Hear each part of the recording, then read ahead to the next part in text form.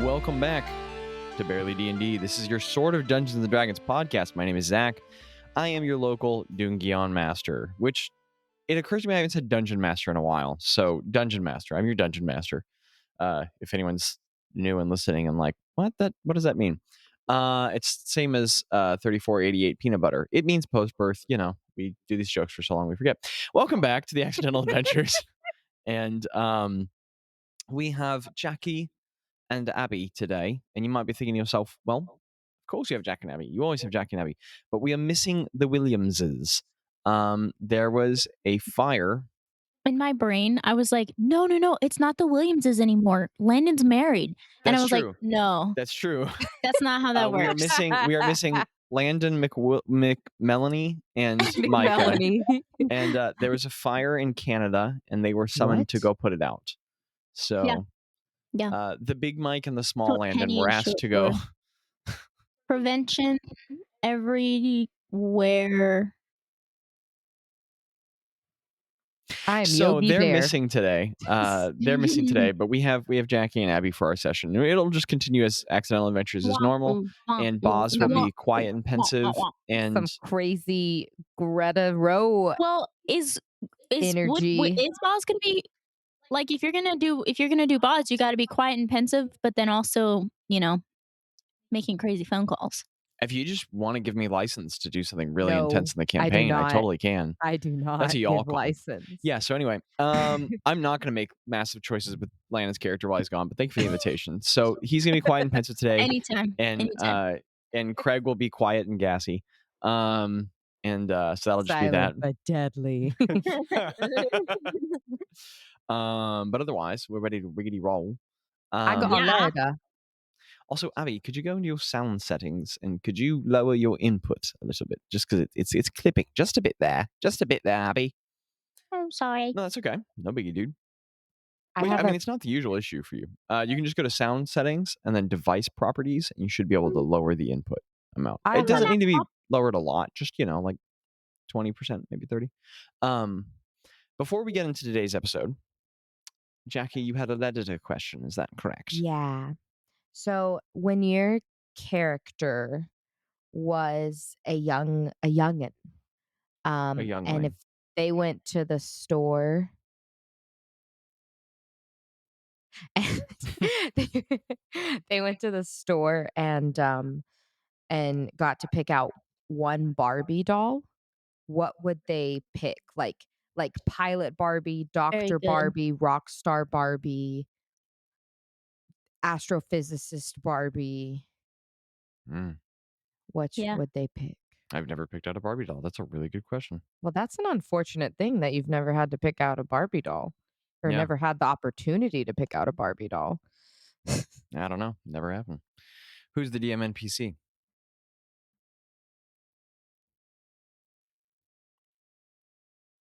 Oh, no.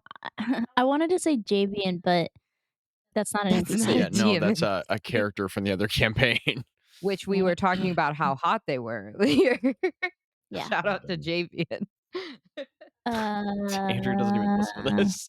Well, maybe she needs to hear this little soundbite. She'll feel it. She'll feel it in her somewhere soul. In the world. And she'll pick up her phone and find our Spotify and drag the cursor to the exact point to hear us say that. Led by just pure intuition. So who's the DM NPC? Hot boy intuition. The king. The king. That's what I was thinking too. Oh, okay. All right. Let's start with Jabby. I don't know who that is. I'm like, I don't know which one of us that is. Name. Let's get Ro. It'd probably be Rockstar Barbie. Yeah, that fits. Yeah. Or Fencing Barbie. That's cool. Dude, this campaign has so many inside jokes at this point. It's so fun. It's just nothing but a series of inside jokes. What Barbie would Gretta pick out? Gardener Barbie. Aw, that's cute. I like it. Also, this is another random aside, listener. If my voice is lower than usual and then suddenly cracking and then going out, it's because I'm a little. That's what it is. My throat is a little bit under the weather, so just bear with me today. Please have some patience. Little Prince Ewan at the time, he would have picked out Sculptor Barbie, I think. Sculpture. Yeah, I think when he was like a little kiddo, he wanted to be an artist. And then life had to get a little more pragmatic. So My poor little sad rich boy. who He's you refuse artistic. to talk to. He has a I'm- hobby. Here's the deal. I want to flirt, and I think Ro is a decent flirt. Yeah, what's her charisma modifier? Stupid eye. It's Damn. a big. What She is has it? a Is it- 20. Yeah, okay, so no, she's not a decent flirt. She's like smoking hot, couldn't be more confident flirt, like she could pull anybody kind of flirt. But here's the problem. Jackie plays Ro, and Jackie is not a good flirt. Jackie has like a 12 in charisma. Well, she's good on the stage, you know? She's good on the stage. Yeah. So that's why I've been scared to talk to him. Anywho, we're going to get into today's episode of the Accidental Adventures for the note-taking nerds, which are all I have today. I only have note-taking nerds today. Even I'm a note-taking nerd. I kind of hated that. This is episode 90. Episode 90, y'all. Episode 90 of the Accidental I Adventures. feel like we need to have like a celebration. I'll do For it. 100 or 90? I'll do a celebratory fart.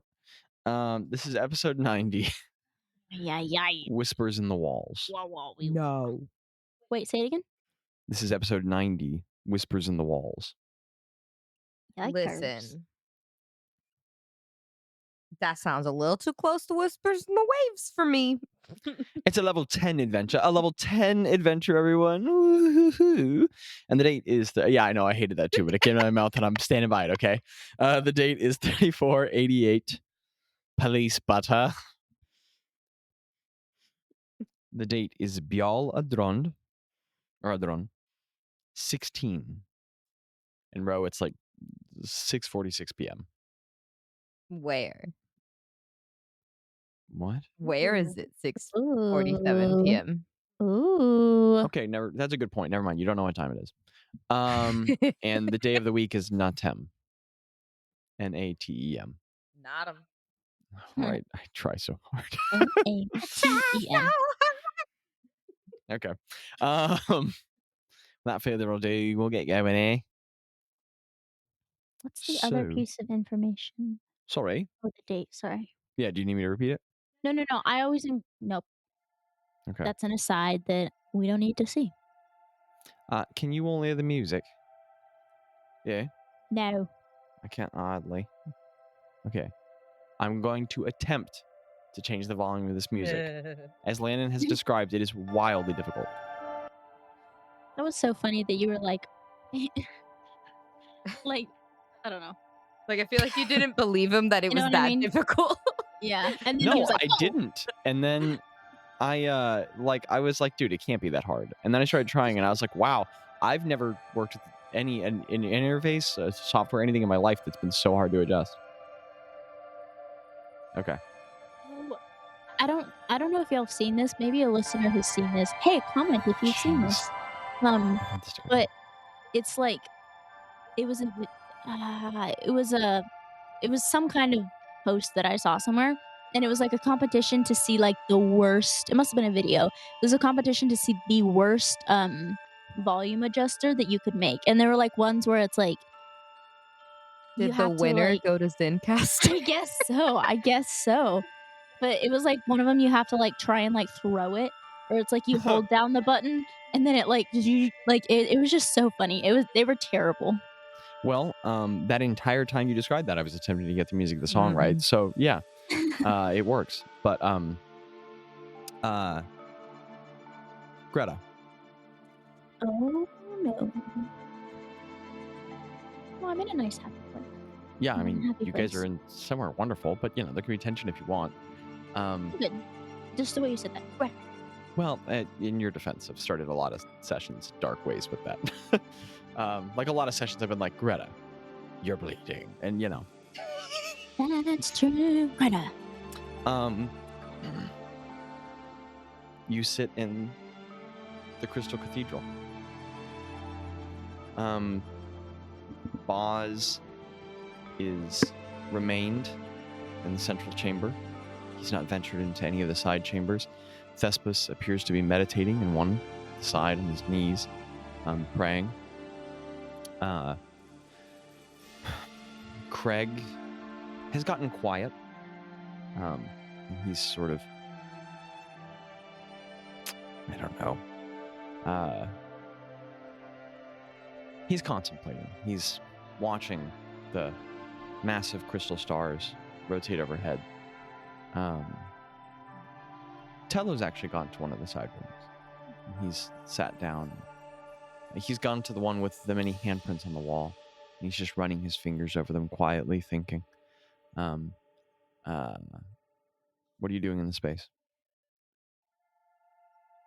I was sitting kind of on the edge of the pool with my feet in the water, kind of just alternating between sitting cross-legged, pulling my feet out of the water and sitting cross-legged, sitting, with like my knees hugged to my chest and laying on my back.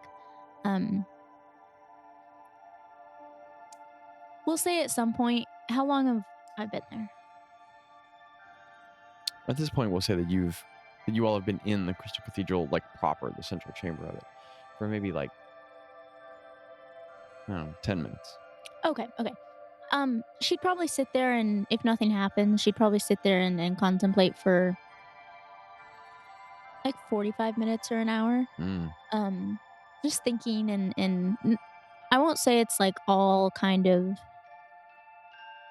like she's not, in prayer, and she's not like intentionally meditating, but I think she's kind of just letting her thoughts wander. And I think there are times where she's aware of her breathing, and when she's laying on the cold stone with her feet in the water, she's like very, very aware of her body and like breathing and relaxing a little bit. But at some point, unless something else interrupts her, she would get out her notebook and probably wander around, and she'd start and make a sketch of where she is. And then she would like go room to room and sketch out each room. And she'd probably go and sit down in each room and do a little sketch and sit and think. And this is a lot more like prayerful and meditative, rather than just like kind of chilling and relaxing. Two of the rooms are obviously occupied. You venture into the other 5. It's worth noting that the one that Ro was in is now empty. Do I know that she Yeah, went you in saw there? her walk in. So she's absent of that one, but there is all over the walls that the prose from last time is scribbled over the wall. Well, not scribbled, it beautifully carved and inlaid into the stone. And that's in the lore and reference channel on the Discord if you need it. So you can record that as you do your various sketches. Yeah, she definitely writes that down. How are the rooms? Can you refresh how the rooms are arranged? Yes, they're all equidistant. So at each like of kind of the corners of the massive septagonal cylindrical chamber, there is one of them at every one of the corners, one of these arches that you can walk through to move into a similarly septagonal and upwardly spiraling cylindrical chamber. Each of these smaller rooms of meditation.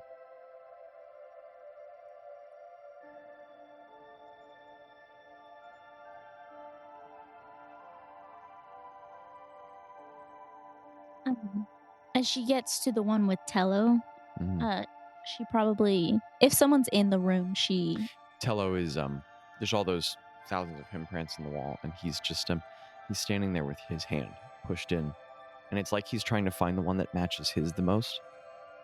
And he's found one close enough, and he's just kind of standing there with kind of still. He's facing away from you, but he's got his hand just pushed into the space. She's gonna like skip that one and come back later. And then the one to the right, Thespis, is Okay. at this time that you've been walking around, he has finally gotten all of his armor off, and all of his armor is arranged next to him, all of his gear, and he's just kind of like kneeling down on the floor, With his palms facing upward, he's letting some of the silver light from the crystals above, from the luminite, bathe over his face. And it looks like he's slowly kind of like, his lips are moving, though you hear no sound.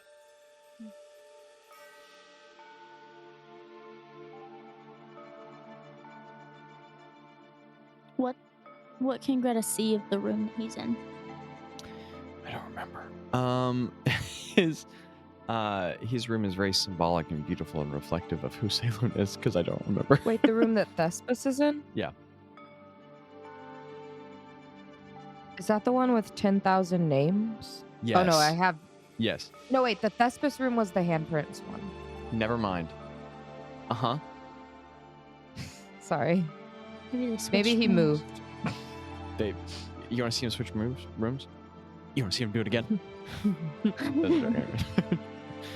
Yeah. How many rooms are there? 7. So. Oh. That checks out. Yep. So you move from space to space and you make sketches. Craig kind of wanders in between the rooms as well, and examines and peruses. He walks into the room that Tello and Thespis are both in. Kind of like he circles Thespis a couple times, not watching him, just looking at the room itself, and goes back out. Bazz has just kind of left that dark folded cloak behind, and he's just watching the crystals rotate in the central chamber. And the whole place just has a really intense sense of stillness.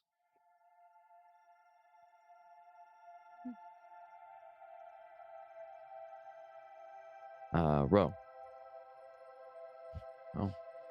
Oh. Yes. You stand in a vast field of just the most brilliant green grass at about your waist height, so maybe a little bit above the shins of a normal person, and just waving back and forth softly. And I see the tree in the distance. Is there anything else? The horizon, rather than being a blue day sky, is black night, filled with stars. And there is an immense, pale tree, impossibly large, sprouting up in the distance, breaking up the contrast of night sky behind it. And it just stands against the dark horizon. How far away from the tree? Hard to tell. I start walking towards it. Okay. Does it look like my dream before?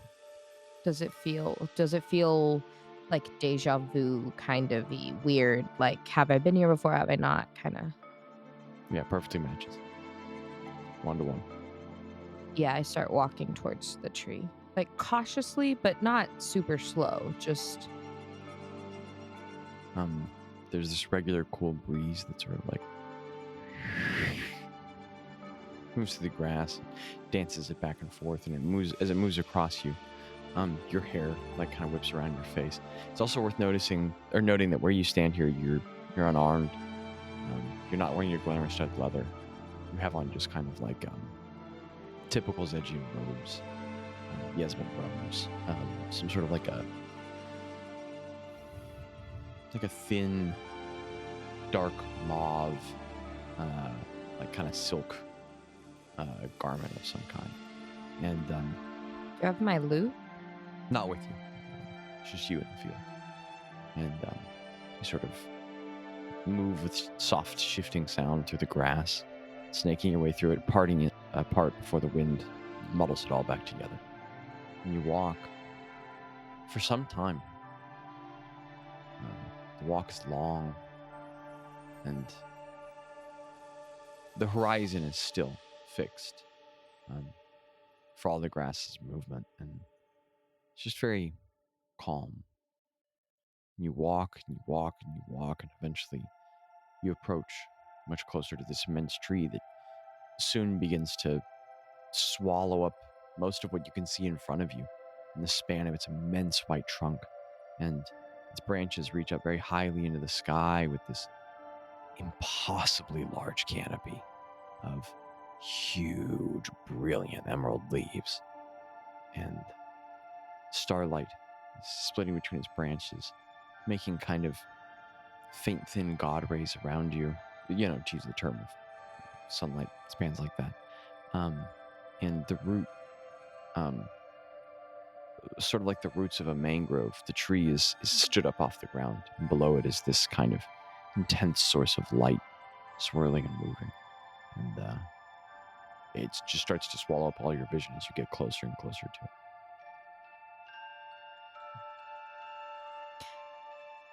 You said I don't have my armor on. Do I have like my necklaces or anything? So like not my. What about my symbol of Saloon?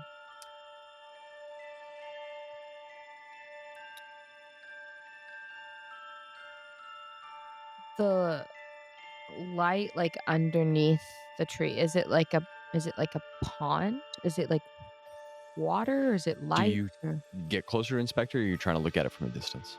No, I keep walking. Like I As get you close. as you grow closer, it is so the base of the tree, as you pass underneath it, maybe like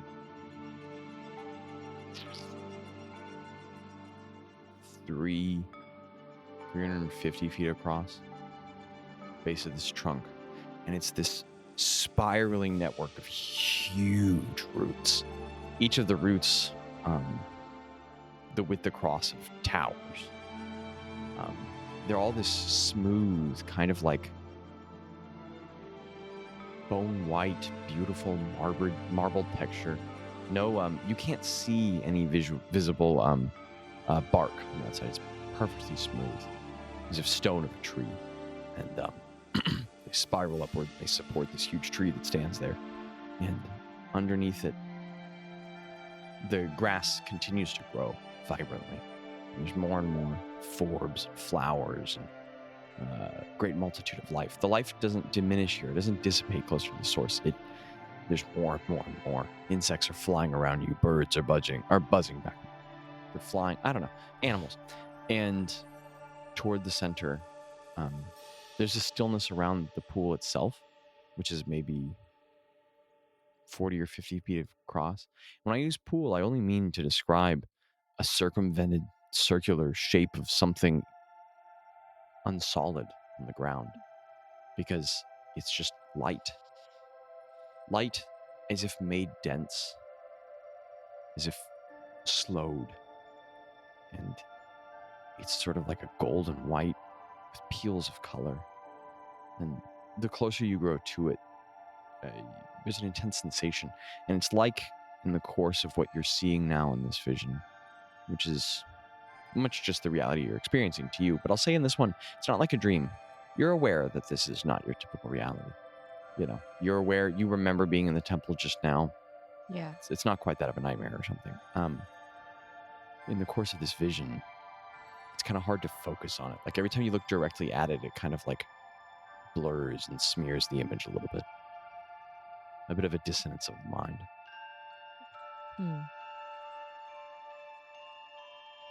Can I, how close am I like to it now?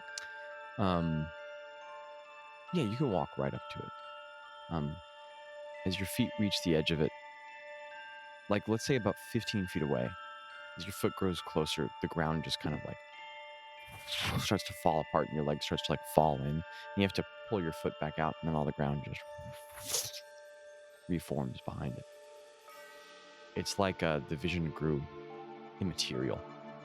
There's too much presence toward it.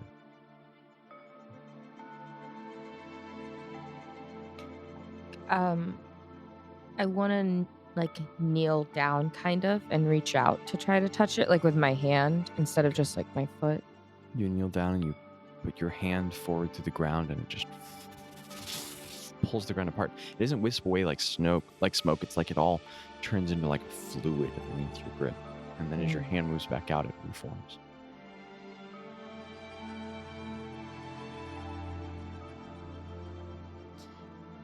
Now that I'm at this like pool or whatever, I'm gonna do the 7 stars on Rose face, and I think she's gonna whisper, Saloon,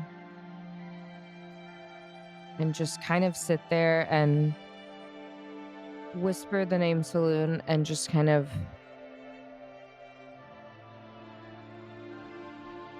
I don't know, kind of not do her full like meditation thing that she does, like that she was doing in the temple, Mm. but just kind of like soak it in, if that makes sense. Like when you go outside after like you haven't Mhm. been outside in a while and Yeah. you just like really like just breathe deep in like that Yeah. fresh like outside air.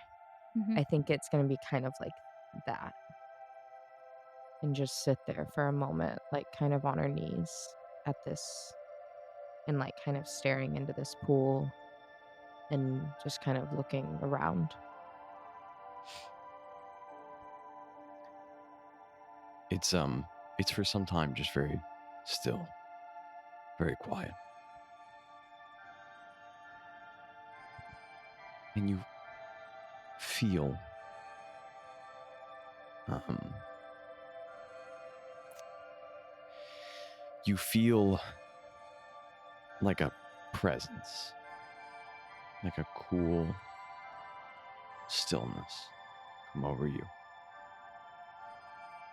And it's as though it nears you and then arrives. You feel it like kind of at the layer of your skin and then down into your bones and heart. And there's no voice accompanied to it at the moment, but you just feel a great force, a force of stilling, of peace, arrive around you.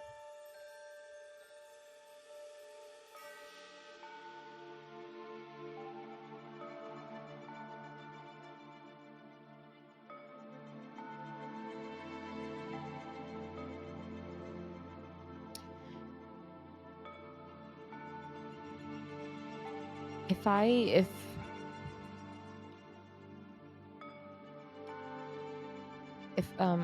she's gonna look up, and is it the same as before when she looks up? Like, are there the stars around the tree?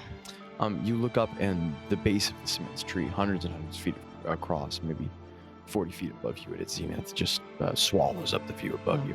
But above, at the very edges, you can see the canopy, and then at the very edges of your vision, the horizon resumes in the middle of this great field at either side of the night sky.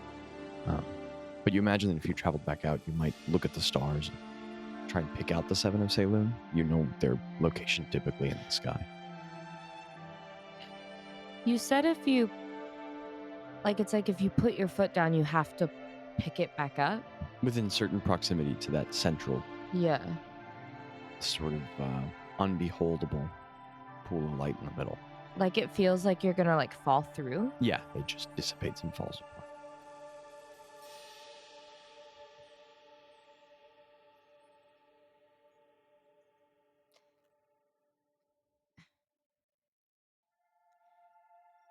Could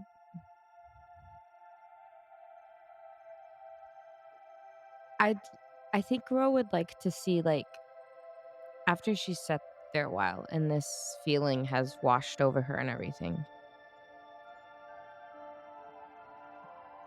can like she try to, like, what would happen if she slowly like fell into the pool? I don't know, dude. Like, I DM, think what will happen after I make this yeah. decision? I guess I worded it wrong. Like, I think she's going to try to. What do you do? Yeah, so I think after like feeling this like wash over her, I think she's gonna breathe in deep and just kind of let herself fall into it and see what happens.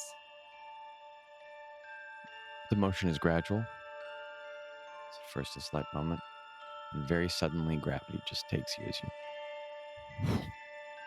And you just, I mean, it's the way of falling. You lean over and then you rapidly, and you just fall to the ground. And as you fall through, your vision momentarily smears in a blur of motion. And then you kind of fade into dark. And an iPhone ringtone call plays in the distance. Okay. Say hello. Hey, man. Say, Loon, are you calling me? The spam callers just want to be on the podcast. Gretta. Wait, I'm sorry. Because of the phone call, what was the last thing that happened? You said it fades into darkness? Gretta. You stinker. That's not nice. You stinker. Don't make that face. Did Don't I make do that? that? No. Gretta. You mean Ro? You said the wrong. Grow. You're in the temple. Yeah. After some time, Boss is kind of like stretching, and he's like he's pulled out his Hyundine's journal. He's like thumbing through it and reading it and studying it. Craig's actually gotten very still and very pensive. He's journaling in a corner.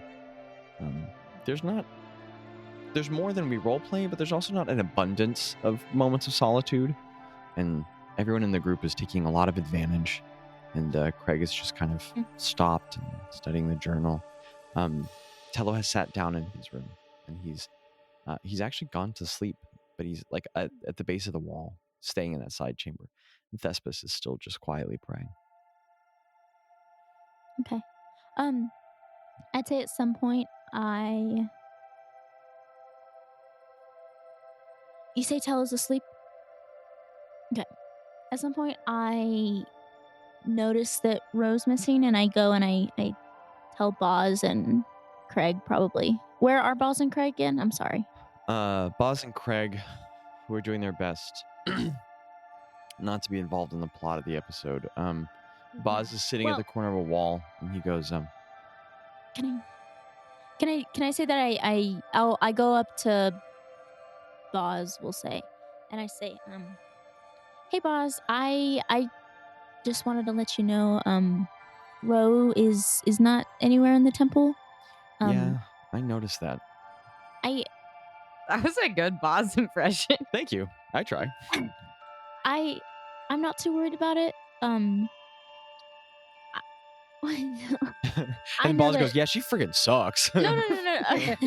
No, I say I'm not too worried about it.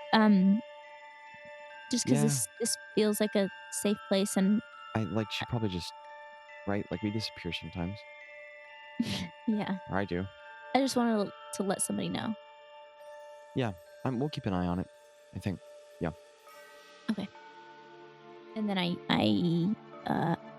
have I taken notes on all the rooms? Yeah. Okay. Hey, do you have the sending stone? I was thinking of sending to one of the deities or a foreign political power. I think maybe hold off. Oh, okay, I'll wait. And then he goes back to his phone. And Craig's sitting over to the side. He's looking like he's kind of studying a page very carefully. And you can see a sketch of Catherine. A terrible, really bad sketch. Not like Micah's sketches, like a really ugly bad one. But he's made it on the page. He's put a ton of he's gone back over sections and put in detail, and it's really terrible. You can see like a really pensive still look on his face, and then he goes and it just doesn't even faze him as he continues to look at the trunk. Okay, nice. He farts, you like, nice. No. I'm gonna say no, I'm gonna say Gretta sits. She's made her sketches. She's taken she's I know I'm talking a lot about this, but this is a big deal for my character. So I'm gonna do it, and I enjoy doing it. So she does detailed sketches of the rooms and the layout of the cave, and including the room where they swam up, and and she writes like descriptions out for each room to go along with the sketches. Um, and just kind of notates like their journey and their process here. And she's busy like if I feel like if she had highlighters, it would all be very colorful, but this is Yep, no that's true. She highlighters. doesn't. So she's like drawing lines to like the map that she had of the cave. She's um like she's got a little dot and she's like there's like a star on one page and then it's Mm, like on the other page it's like okay, here's the kind of a rough overhead map and then here's once they got into the cave. So she works on that for a little bit and then she probably takes out uh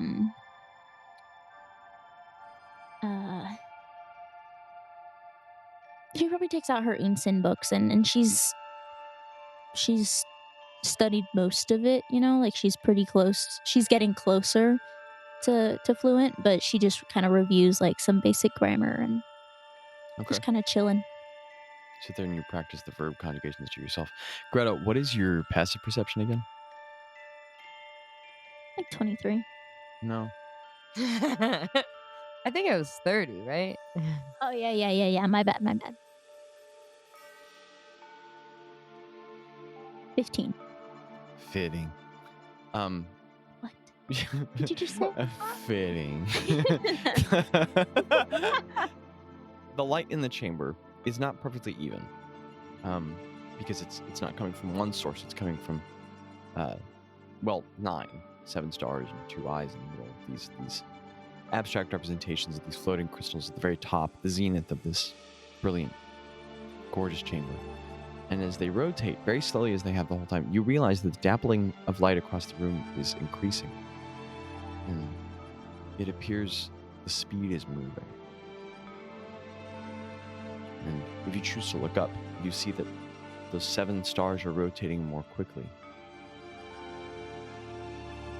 It's a spaceship. Oh. The mountain begins to shape. To Mars! Jackie, I do not appreciate the amount of violent and like explosive hope that you just put into my brain. Okay. It's not a spaceship. I know that it's not. And I looked at you and I was like, it's not a spaceship. But for a minute I was like, oh, it's a spaceship. Anyway, I look up and what? Oh, I don't know. Keep going. Keep playing this campaign that we have here, not the one that I didn't make. Keep going for it. I look up at the stars and I'm like, huh. As you look I upward, make a note of it. you make a note and you look up, and the stars are rotating. But it's like, oh, jeepers. Until they become just kind of like a circle of light, just at the top of the chamber. And you kind of like instinctively look to the side for a moment, and Bazz and Craig and Tello aren't reacting at all. Oh. And you look back up after a moment, and those 2 silvered eyes, like they kind of like rotate and look at you from the top of the chamber. And then there's just kind of like a of light, and then you like blink That's instinctively, not my God. and you. You said, Dang it, that was so not funny. My God. Do you know that song where it's like, that's not my name? Yeah. They call me Say-Loon. As you, there's a good meme there. You like blink,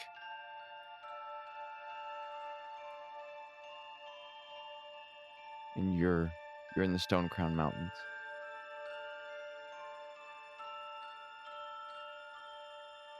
Specifically, you are at the Crown Break, the area where the dividing broken section, and where you are, there are maybe 30 or 40 black mottled obsidian statue-like things, vacuous faces, and long serrated arms with formless hands in contorted positions. And it is the middle of night. Stars above, black stone. The landscape further away seems to melt away, as if all that exists now in this moment is this dark, harsh place with cold temperature. And there you are, Your armor is gone, your belongings gone, your weapons. It's just you in a gown. Well, not a gown, like a tunic, I don't know. And there you are. Is there anybody else there? How does Greta look around the space? Like, describe Greta for me. So Greta, is she in the same position? We'll say that as the lights started spinning and getting faster, she kind of stood up and looked around, and then like she probably like flinched and like covered her eyes with her like put her like she sneezed but covered her eyes. And Oh no, chew. no, like with her No, elbow. totally, Yeah. totally. We're just joshing you there, guy. Okay. Just joshing you. Okay. Just cragging you. And then she probably like looks up and I feel like if somebody was like if her face just drops, like she covers, she looks up and like kind of curious and just looking around, and her face just falls. And she just kind of looks around. Is there a statue close to her? Yes, maybe 15 feet away. 15? Yeah. Okay. It's maybe about 5.5 feet tall, which is considerably taller than you. Yep. Broken, crude obsidian looks like it was as soft as clay, pushed into shapes of thick legs with unclear joints, twisted, contorted body that spirals in on itself, thick, broken arms that end in long, blade-like protrusions past what could be considered an elbow joint, a rough head with a vacuous hole in the middle of it, but all the edges hard and sharp like obsidian. And it's in this strange position where one leg is forward, another is the knee is halfway to the ground. The torso is bent upward with the chest upward to the sky.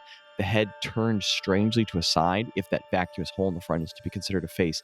And each of the arms, one close to its own chest, the other almost backward to the ground, as if it's falling backward and to the side. Okay. She probably just looks around. She probably like walks in a circle and she's looking for a dead body. I assume trepidatiously among these statues, or with confidence. She probably hasn't moved. She's probably just like, oh, she's okay. Like she probably just walks in a circle, like just scanning the Your eyes area. scan the area. You look around. You don't see anything, but as your gaze reaches back forward, you look back to that first statue, and it's upright now. Its face toward you. It's hollow, empty, void of what should be, is faced toward you now. And as you look up after a moment, Greta, there's a cat meow in the distance, but other than that, as you look up, all That shows up on the recording. I really, if you didn't hear it, listener, there's a cat going. But he did it once, and then Zach said something, and then he went. He's just really into the scene. He's trying to contribute. Yeah. Greta, as you stop looking around and you look back, all 30 or 40 of those statues are entirely stock still, arms at their side, upright, and all of those vacuous faces are turned toward you, with you in the center of them all.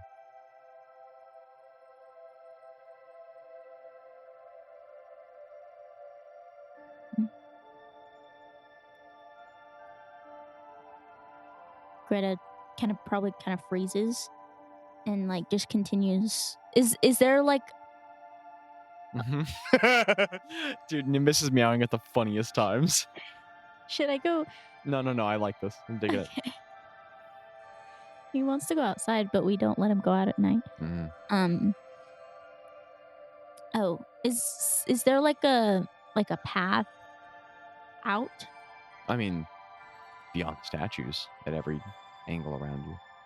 Well, yeah, but like in the hollow that she's in, is there like there's like a staircase or like a path out, right? Oh no! You're not in a hall. Like This is like a fractured section of the mountaintop, an immense ravine of stone that meets down into this broken, fractured, like impact crater of a valley, sort of. Yeah, okay. And so, like, if you walked 700 feet in either direction, you'd start to walk up the edges and out.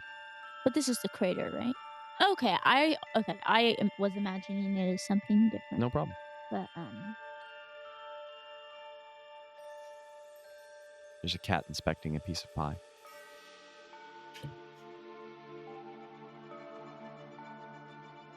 So what do you do, Greta? As Abby plays with the cat. It is important to get a cat in your lap, though. I do understand that. That is a real priority. he will come if he's in the mood. Thus is the way of cats. Yeah, she probably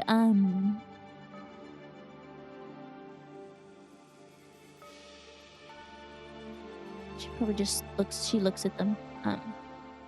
How she waits and she looks at them and how Tense, terrible stillness. You just sit there staring at them. And like they're all around you, so you turn your head over to your shoulder and another way. They all remain still. are they all in the same position?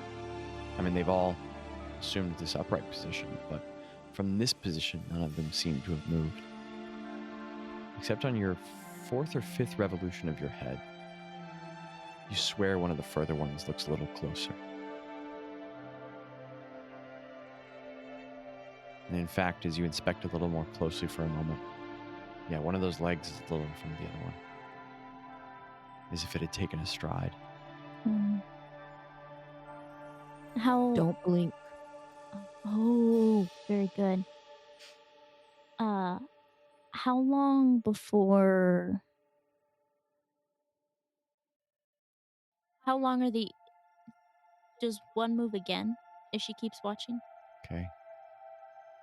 You look around, your breathing growing a little more tense. Nimbus is desperately breaking his way. Listener, what you don't know is Abby is managing to roleplay this scene while also constantly moving back and forth and keeping a pie away from a cat. It's pretty impressive. You give it a couple more rotations, and then as you like look up, one that was about 30 feet away is about 20. And as you're kind of looking back and forth, from among this 30 or 40, more and more are growing closer to you. Okay. Slowly, And steadily. They're totally surrounding her, right? I mean, not like closed ranks. Yeah, there are but gaps in between all of them, but they're all around you. You found yourself in the middle of all of them. okay.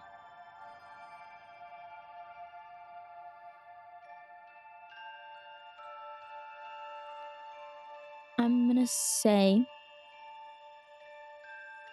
Greta doesn't have any nothing on her. No It's pockets. just you in a tunic. No No pockets. pockets. Pocketless. Greta with no pockets, row without her loot. When This Greta, is- Crap has hit the fan. when Greta lost her class, it was a blow. But when she lost her pockets, Oh she no! never recovered. No.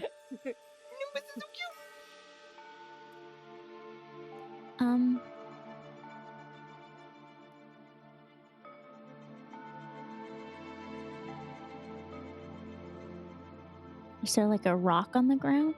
Yeah. Okay. Greta picks up like a big A rock hefty stone. You that fills up lift it her up. whole Yeah. hand. It's hard and sharp. There's a hard edge here. You grip it in your wiry old lady hand. Yeah, I do. What do you do? I hold the stone and I continue to look You around. hear out of a periphery. You turn around and one of the statues is maybe 6 feet away from you. And as you whip around this side, half of them from this 180-degree view of you are closer now. And you kind of instinctively whip back, and a number are closer this way. There's now 3 or 4 of them that are only 20 feet from you.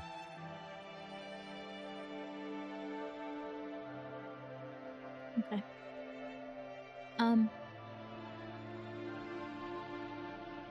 Greta's done. What's the one that's closest to me? What position is it in? They're all treading toward you each time you look at them. Greta's gonna walk up to the one closest to her. Okay, so you walk across the crunching stone, And you walk right up to it. It towers over you. Its hollow, vacuous face, well, lack thereof. And again, it's just like it's like indented impression in the head, just a hole.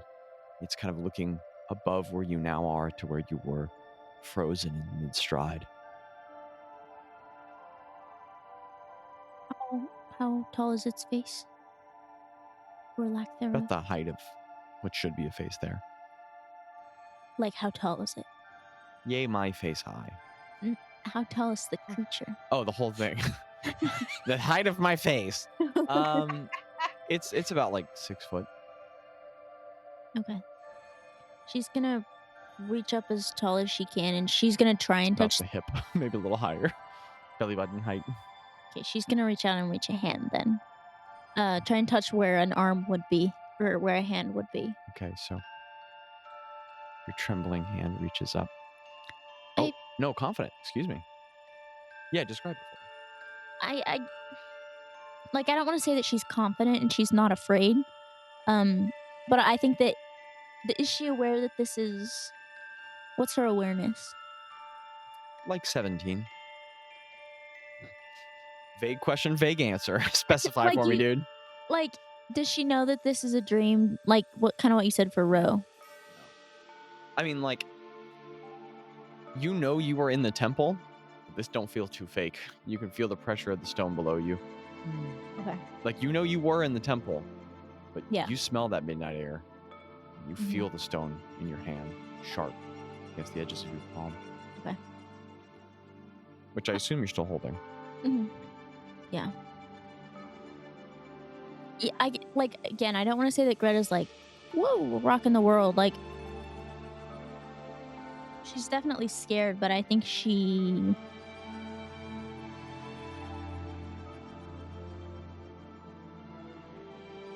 Maybe this is false on her part, but I think that she knows that trying to run isn't an option. She knows that she doesn't have any options. So what is she doing? She's gonna reach out and touch where like a hand would be. Hand reaches up and touches the long. It's just a continuation of arm that eventually reaches a sharp point. It's as if the wrist and the hand were skipped. So you reach up and you touch your finger to the stone. It's cool and smooth and sharp at its edges. And as you touch it, there's no reaction from this thing.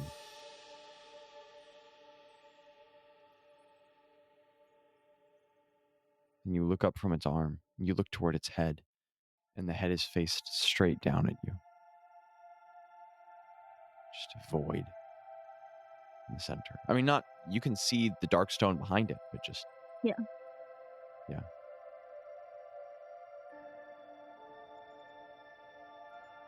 Okay. And then the left arm moves.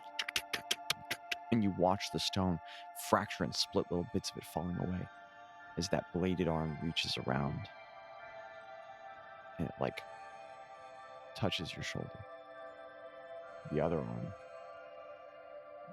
moves in a sudden motion and it like jabs near you and you like move a shoulder, and as it jabs forward, like your torso is exposed, could have gone right through you, but it goes kind of toward your arm, and the sudden motion cuts through your cloak and cuts your arm a little bit, and you stings, but it's like it's just kind of at you, and then that arm also touches the other side. Mm-hmm. And then from the void of the head, there's this sound that emanates this.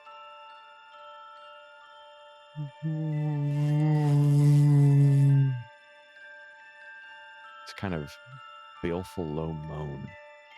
What was that word? Baleful. Sad. Not That's a good word. happy. Thank you. Let's have this baleful low moan. As you listen to it for a moment, it sounds like many different wails laid over each other.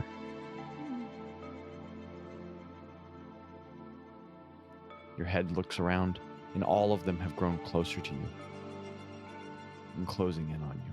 Okay. So, and I know you just said this, but it sounds like is it like a mournful, painful wail? It sounds like many voices very far away from you crying out at once, laid over each other to make, like they're distant echoes laid over each other, making one singular moan. Is it like a painful wail? Okay. So Greta hears that, and like a mix of like wonder and curiosity and understanding and realization kind of washes over her face. And she looks down at like the blood on her arm. And she looks between the blood on her arm and the bladed hand that cut her. And As you look at that bladed arm, you realize that blood is coming off of it. For a moment, you think it your own, but as you watch, it keeps bleeding. what color? And keeps bleeding, crimson. It keeps bleeding and bleeding and bleeding and bleeding. It's just pooling at the ground. And as you look back up at the head, blood is pouring out of that vacuous hole at the head. And then you hear more shifting rock, and all of the statues are moving closer and closer to you, compressing inward on you. Greta, I think she starts to tear up a little bit. And she looks at all these creatures, and she probably turns away from the one that she was looking at, and she finds one that's more her height if she can. As you go to walk away from it, you hear more movement, and one of the arms lifts up and reaches out for you again, and the blade like toward you, and you feel pressure from your cloak meet your back as it's pushing towards you, the arm about to jab probably right through you, and then there's just like a flash of lightning sound, and you flinch away from it, and there's this shattering sound. Sorry, I made this, and I scared the cat. And you turn around, and in a sudden flash of motion and movement, Turn around to face the. there was no. pressure and a sound. Yeah, so I you turn do. around, and the arm is burst apart. The lower sections flown away into crystal fragments, and the arm is truncated now somewhere like halfway up its upper arm, and before it likely ran straight through you, and there's thousands of crystal shards now. And standing there is this figure, maybe 7.5 feet tall, brilliant burning white, cloaked in like silver, like platinum robes falling around her. There is an entirely bald head with a broad nose, brilliant gleaming silver eyes with gray irises, and there is a sword that looks like pure starlight in tone that is split through the arm of this creature, and from off of the shoulders are these maybe 12, 13 span foot like wings of kind of like a goshawk at either angle, splayed upward, and then they fold back in, and this really, really tall angel lady is standing there with the sword kind of split through the arm of this creature, and then like the sword is lowered back down, she turns and looks at you with burning silver eyes. She grabs your arm, and then you guys just fly upward in the air. Ro. Yes. I'm sliding around on the blanket I'm sitting on. I'm not stable.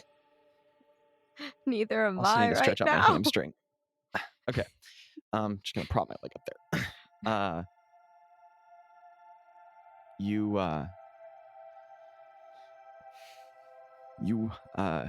as you fall through the ground, you hit hard stone. You sort of like sit up. And you're in a room. How long did I fall? An instant, a moment. Oh, okay. And then just immediate impact. And you felt the pressure of impact, but no pain. Yeah. As you sit up, your hands shift around on smooth, cold stone. Pale gray. You recognize it. It's like the limestone exported out of the Goskin Waits and used for construction all over Zedge, like Yesbin.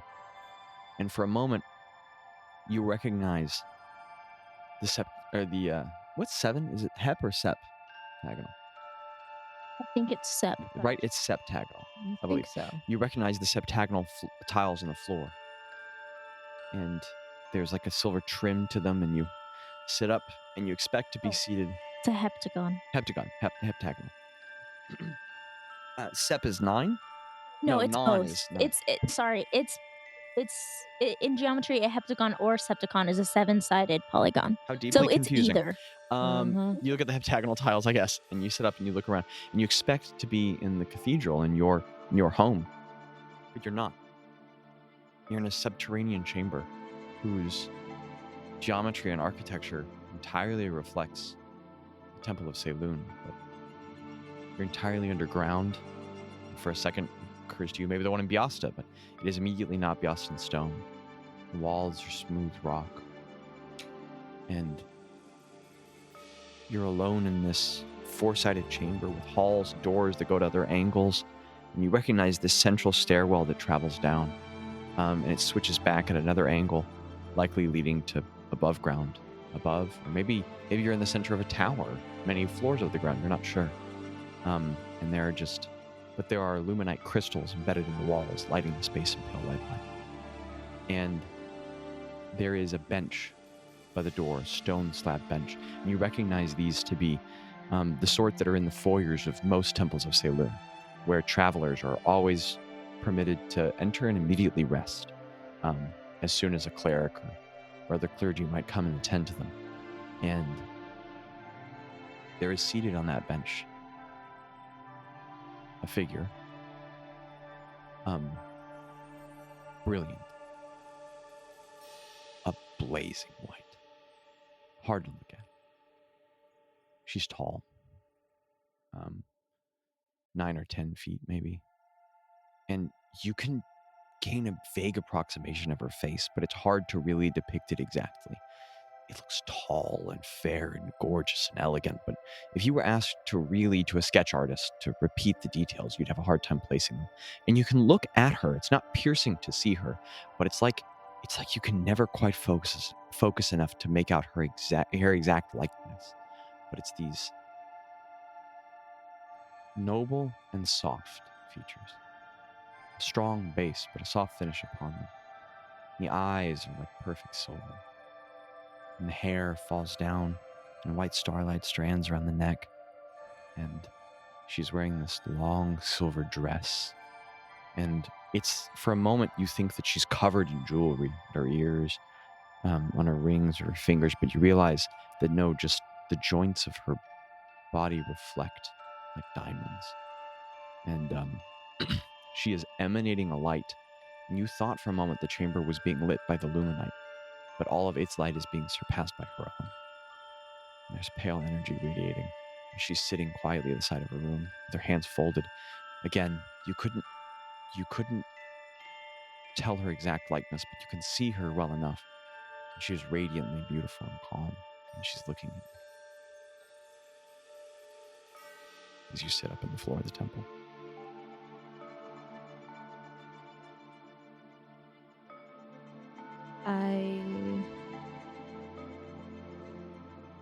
You said she's sitting on the bench. Where I was over on the bench. And I was over on the bench. And I was over on the And bench. if Mika was here, she would have had a conniption.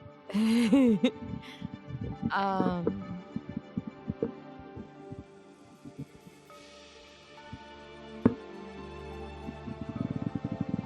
to adjust my stand, but I'm getting all sorts of lines on that. I gotta leave it alone. You're fine. I'm gonna stand up. Okay, you push yourself off the cold stone. And I'm gonna slowly, like cautiously, but not like scared, cautiously, just like kind of like the same feel you have when you're like walking up towards a cat. Like you're not scared, but you're like What an just excellent trying simile. to be respectful, cautious. That'd be chill. You walk slowly forward, and the figure just watches you, perfectly calm. The eyes are kind. And the closer you get with every stride, you feel like you've looked at these eyes all your life, but never seen them. looked for them as long as you've had eyes of your own. And as you get closer, there's this voice that you've heard before that says, Rowena.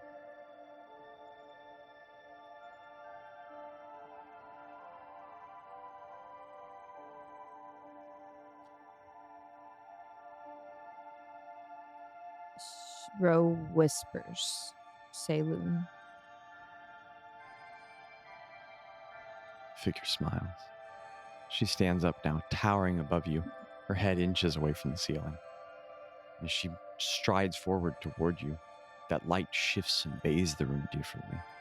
And every step closer feels like walking closer to the peak of a mountain, standing closer at the edge of a lake,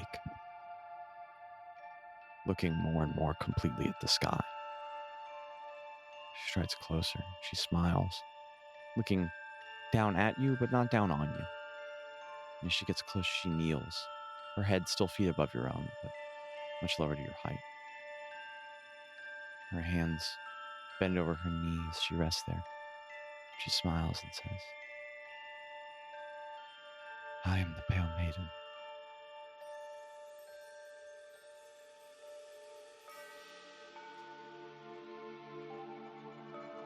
Ro is gonna not like fully kneel, but like kind of bow her head and do the 7 stars on her face. And I think kind of just keep her head bowed a little bit. Like for a solid like 5-10 seconds. Like, Well, interrupting that okay. is just soft laugh, and then huge hand.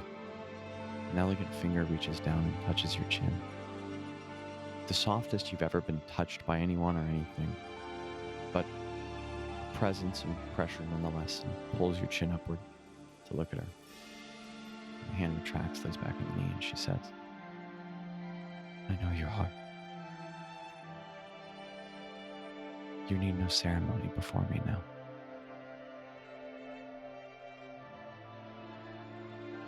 Why have you come to me today? Oh, I'm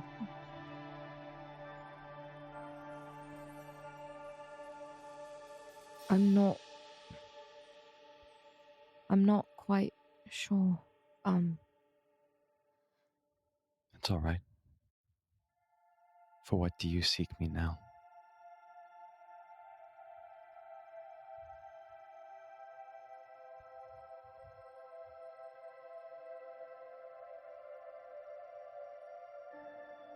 we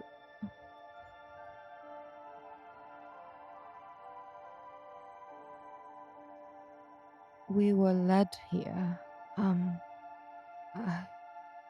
Yes. But why do you walk to me now?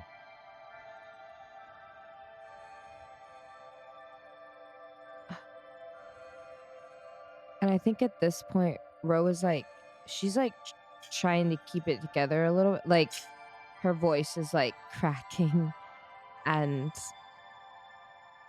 like when like tears start to like kind of well up, like not full on or anything, just like watery. A brilliant, shining hand reaches forward, and an immense thumb starts at the bridge of your nose, and then presses against your eye and wipes the tear away from one side, and then from the other.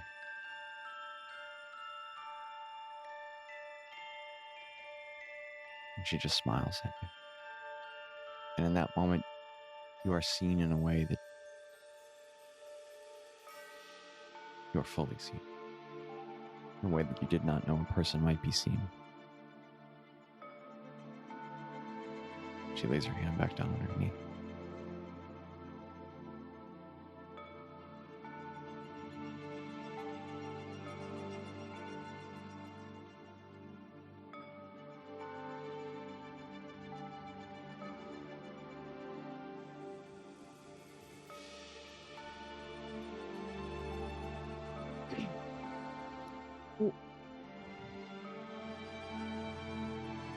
Why, why, why, why am I here? She smiles. She stands up tall again. And she looks around the space that you all are in and she says,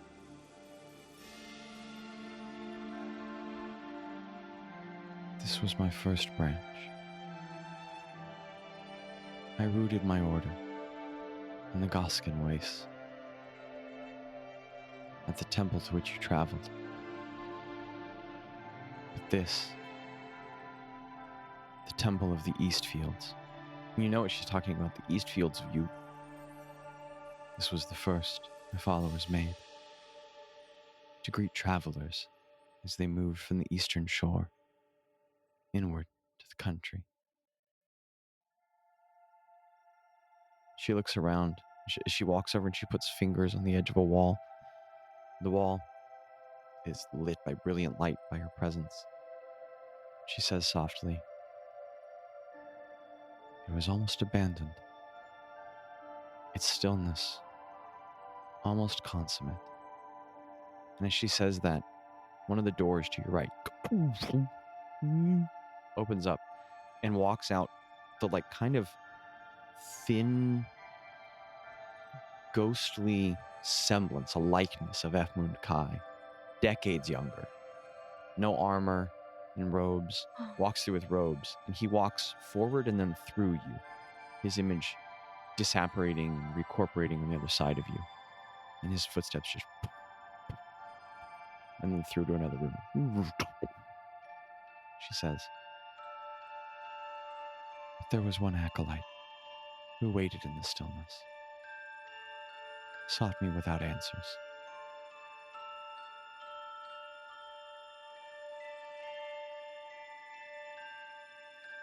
And then, at some point, walking down the stairwell comes a Vulpan woman, a fox, clad in dark robes, with a crossbow knocked and a bolt. She lifts her arm and starts, again, another ghastly, hollow, wisping likeness of a person. She just her arm whips around, faces in the door. She lets down a shoulder, and then behind her comes walking a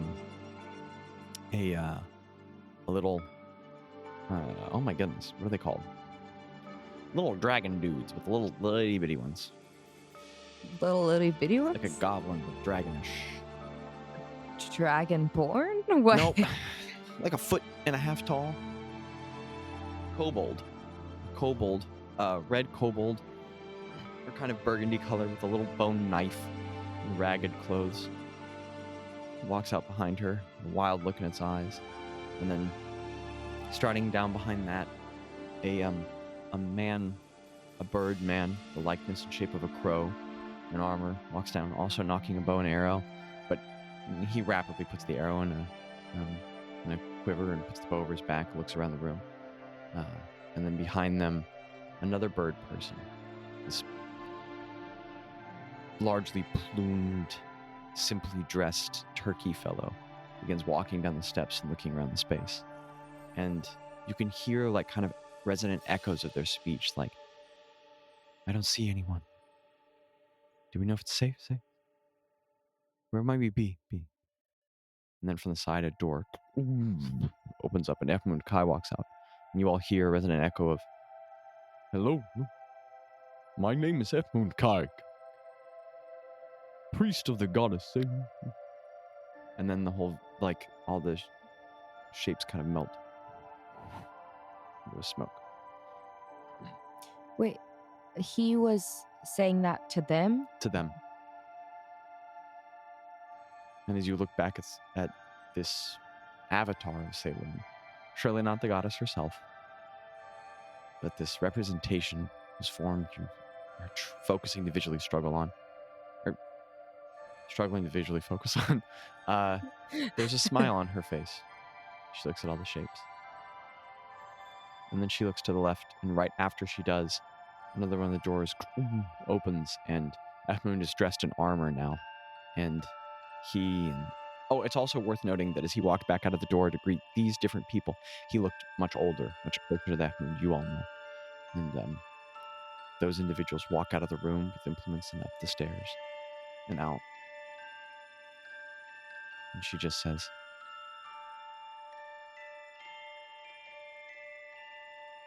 "They knew a way, but they did not know why they were sent either."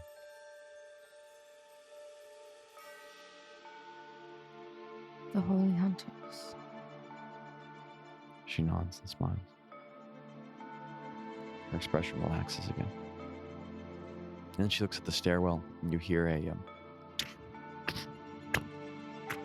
and a half-elf with dusty hair and armor walks down. And you watch Thespis looking soaking wet. A vague, shadowy image of him walks down with a hand on a wall.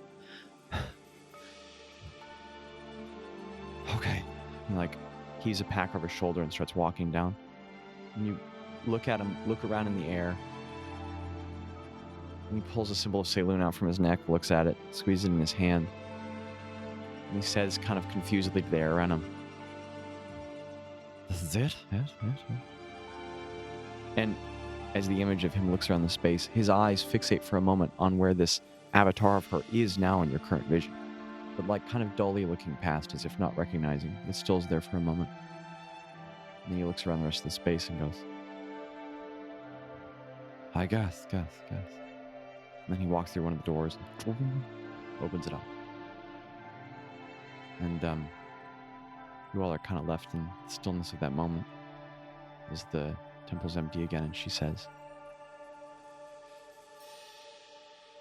"A thing is abandoned only as long as it's left alone.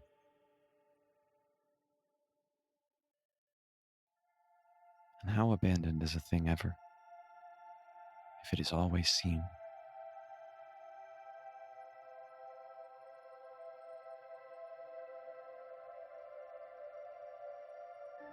I'm not here, Ro, to tell you where you're going. I am not here to tell you the path to take. Do you know what you're sent for?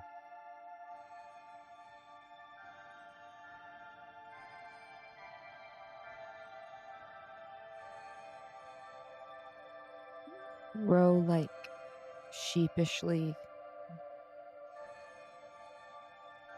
kind of winces,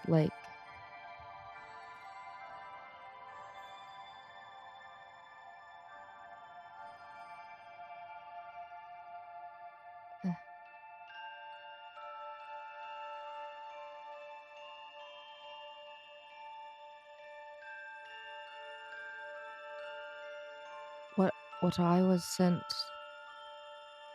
for to hear? Oh. She shakes her head, but not in disappointment, just calm.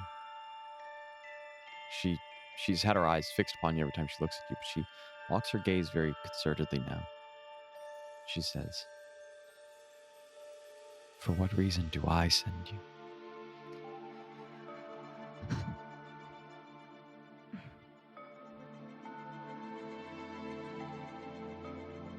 "Are you mine, Ro?" Yes. She smiles, nods. "And what do you have to fear?" She puts a hand down on your shoulders and pushes them down to relax them a little. As Jackie relaxes her shoulders a little bit in real life. And she says, "What would I send you for?"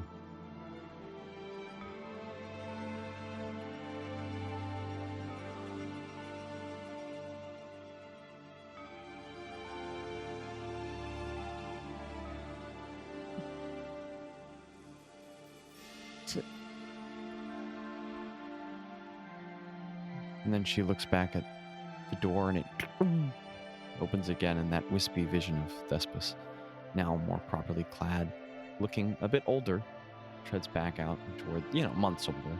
Yeah. Up the stairwell. He looks much as you saw him recently. And he up the stairs, and she says, "Why did I send him? Why did I send them?" to be the light, to save people, to protect, to... She smiles. She says, each of these smiles are different. They're not all the exact same, but this is a subtle recognition. She nods and she says, I send you. I've always sent you.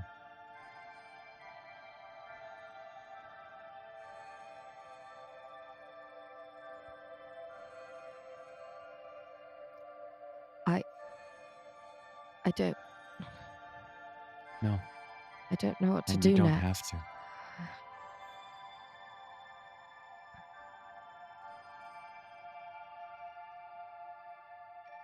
Have peace, Ro.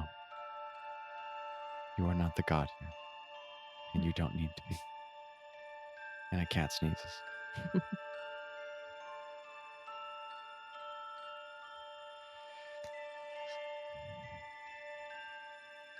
Go forward. Find those in need of shelter. Love. Be starlight in the dark night.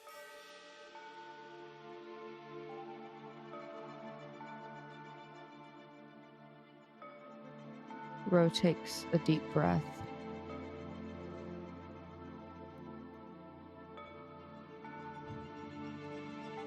You've proved nothing, and you have nothing to prove. You were mine. Far before.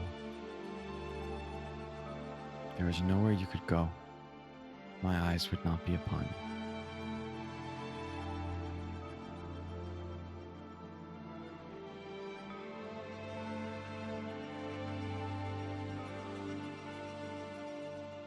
Ro nods her head gently and just...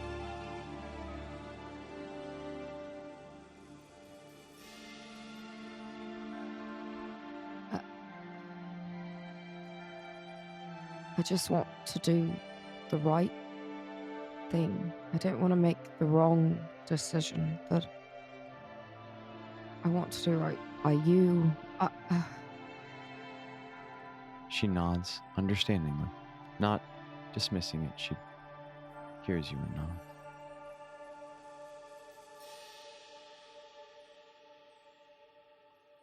Then go. Do my work.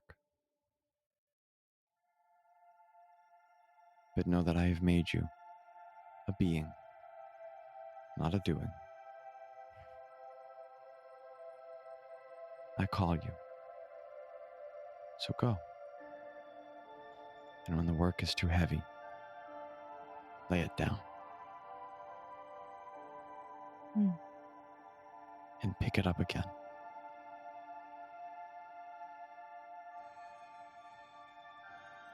Sometimes one sees the stars in the darkest night.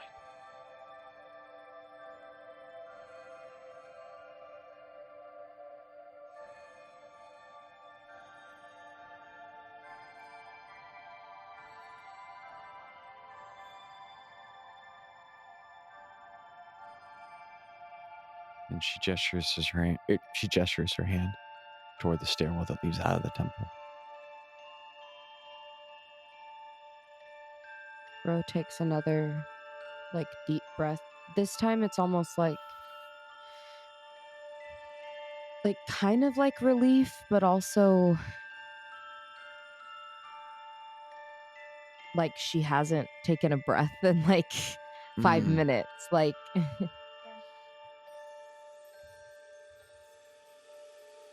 And she just kind of stares, just kind of past her to the stairway, which you can't,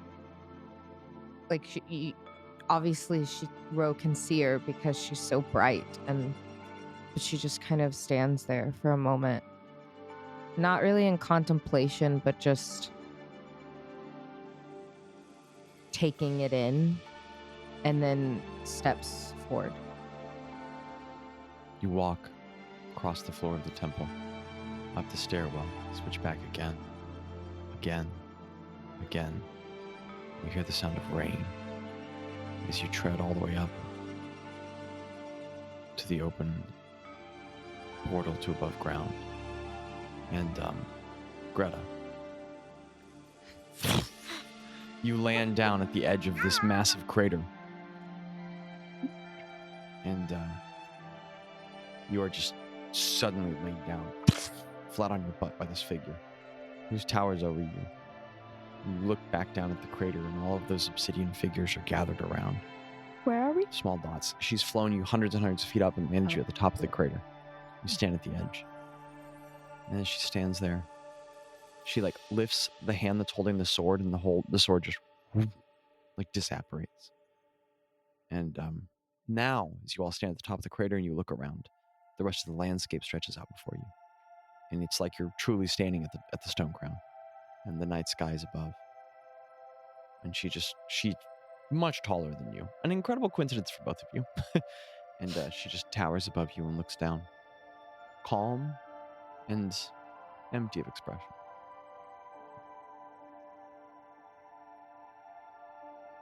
Greta looks up. And I think she probably kind of like does a little bow. The angelic Probably, figure like- cocks a funny smile, bows her head back.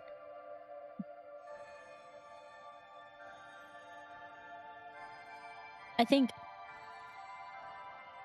Greta like kind of looks down at the crater. Like she doesn't really mean to, like she wants to like engage with this But like terrible, a reflex. crazy angel, but she's like, Terrible crazy angel. Band you name. know. But she's like, very distracted by the change, and she was like, whoa. So she kind of looks down and then looks back up at the angel, and she's gonna say, who are you? An emissary. Sarah? An emissary. An emissary. I think you know my employer. Another kind of sly smile. Greta, like, And the angelic figure looks up at the stars. is there 7 stars? There's a sky full of stars. And there's a sky. All right. Sky. Okay. Alright. She looks back down at you.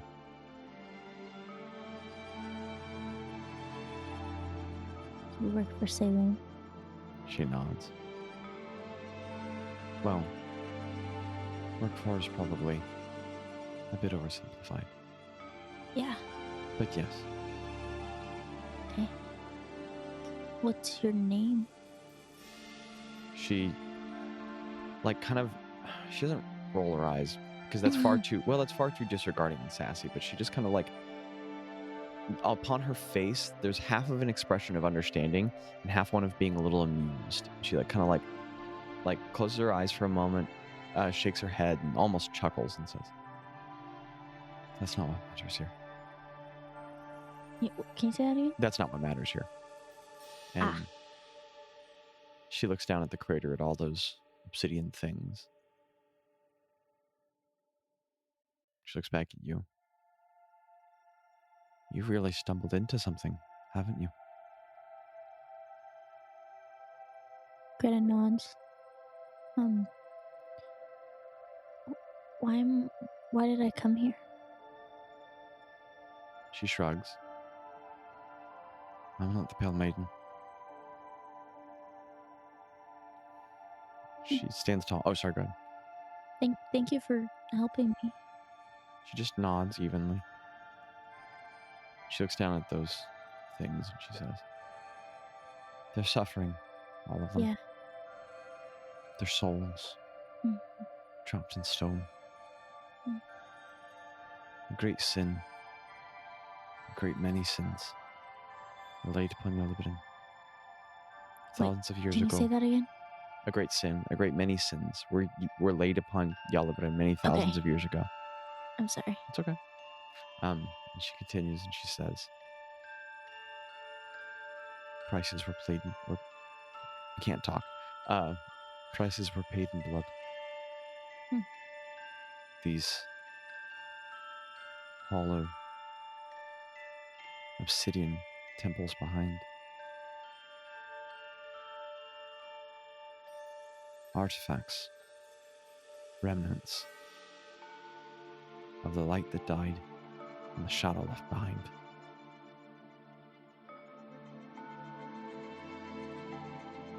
All of us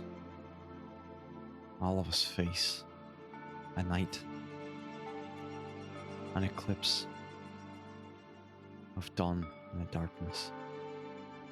Not that would turn away the day, that would pluck the stars out of the sky. You know the hate king comes. He comes not for us, not for you, but for all alike.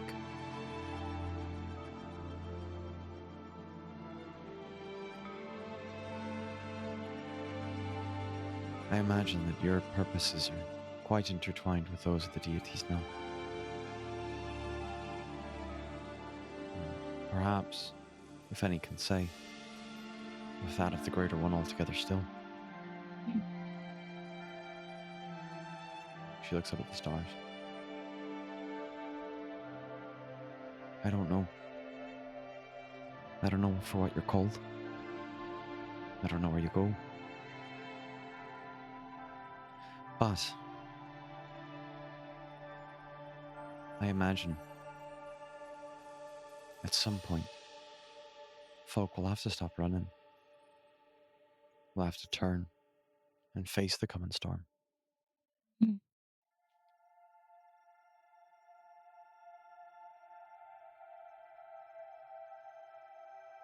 Greta,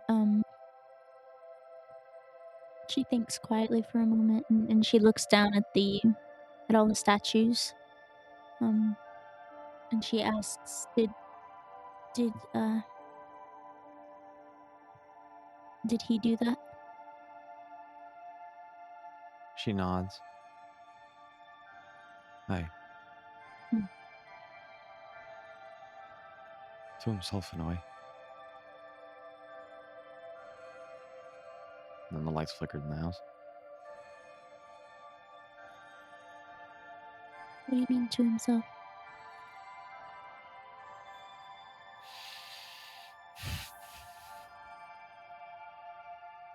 She kind of sighs like I did. And she turns and looks at you.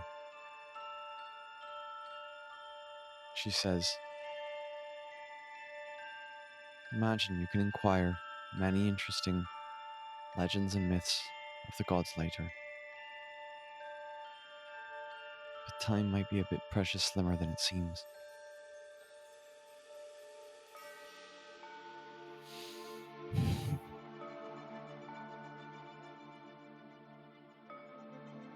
I think she's so interested in you for your great faith.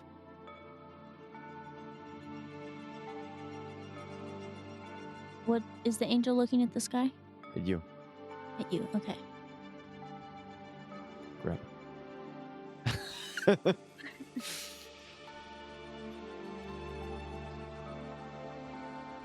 Greta frowns a little bit. Say what? Certainly. Ayun. Those who would be such parties.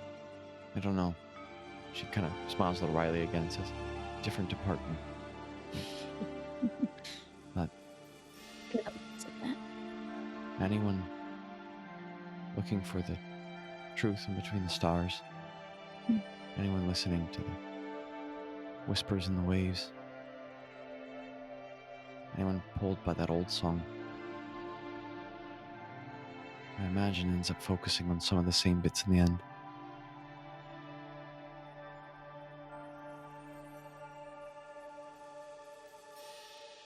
You have to have fear to be brave, Greta.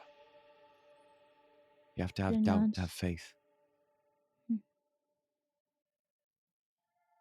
So,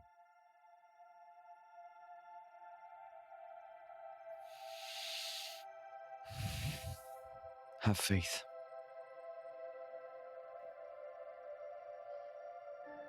And she looks down at the crater.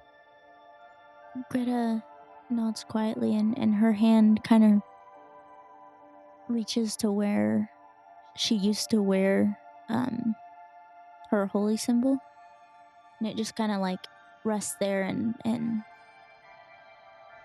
it's like she goes to hold it, but she knows that it's not there.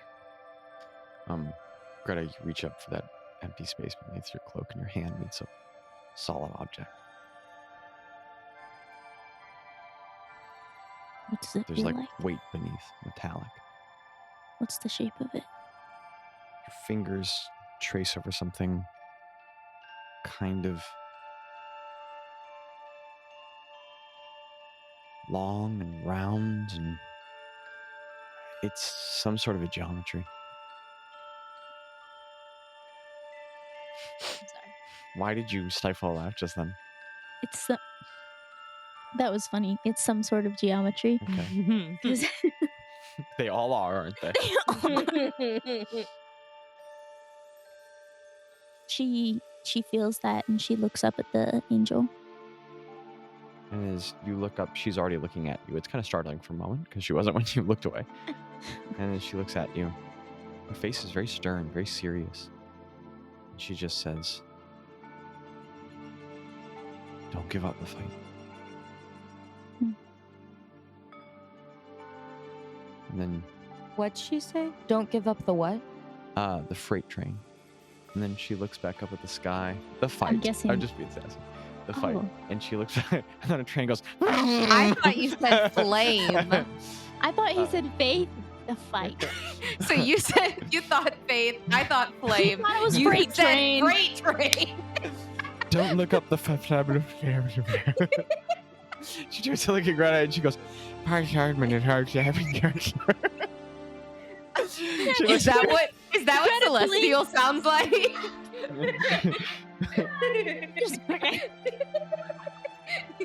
Greta looks up and it's She looks planets back at Greta and goes, Landon. "Ba-da-ba-ba-ba." That's so funny. And Right. as she looks up at the stars, if you look back up with her, some of the stars begin blotting out no. of the sky. No. And then,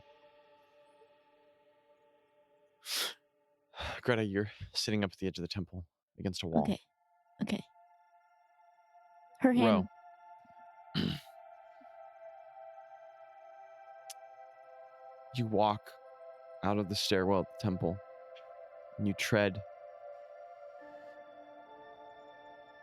out into this. All right, listener, you can't see the many genuflections that Abby's doing right now, but I don't even know or what not a genuflection. No, means. genuflection is falling prostrate. I'm thinking of what's it when you like Oh. gesture a lot with your gesticulations with your hands and your but all right. Ro, you walk above the stairwell, and as you walk up to the landscape,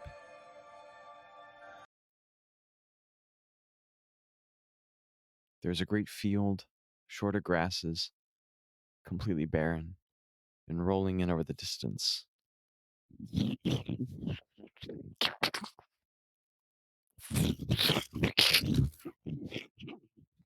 The dark mass of clouds. Mm-mm. You can see great shocks of red light. And you hear. I go back down the stairs. Do you go back down the side? No. Okay. And you can hear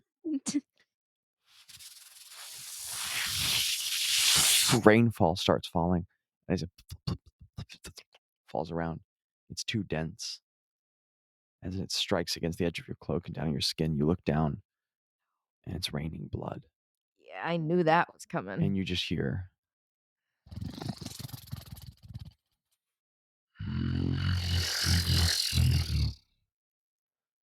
As the storm grows around you, you hear in your other ear. Lights shine in the dark from Saloon's voice. And then Ro, as you squeeze your eyes and open, you're standing in the temple. Wait, in the temple that we were all in. Oh. Yeah, the song's impossibly quiet. I'm working on it. But I just thought it was like a perfect transition. That was good. Yeah. okay, cool. Great. I'm glad that's the feeling we got. And Ro, you're standing in that chamber. Greta, you're sitting against the wall. And when you like open up your eyes and look around, Craig's asleep. Bazz is asleep. Tello's asleep. And Thespis is asleep. And Craig is just softly.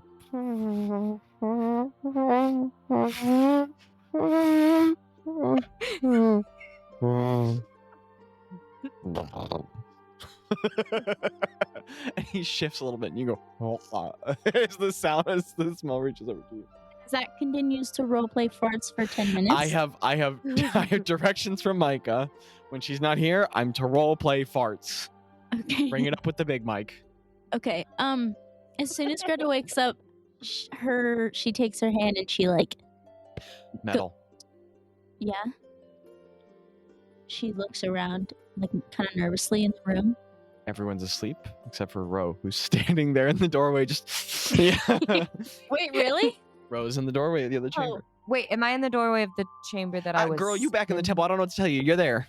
Well, but did You're I? there. You're physically there. I You're know. there. You're There's looking at 7 Greta. DM She's there in the temple. DM You're there in the temple. You can DM, see each there's other. 7 doors. DM, there's 7 doors. Bro, You're am in I? the third. I'm in the one that I was in. Uh-huh. Okay. Because, Physics. DM, you're like, yeah, just doesn't make any sense. Yeah, you're always like so much Okay, so detail, what are you and doing? then you're just What are you like doing? you're Go. somewhere Go. in What are the you doing? room. Do. Go. Roleplay. D&D. Go.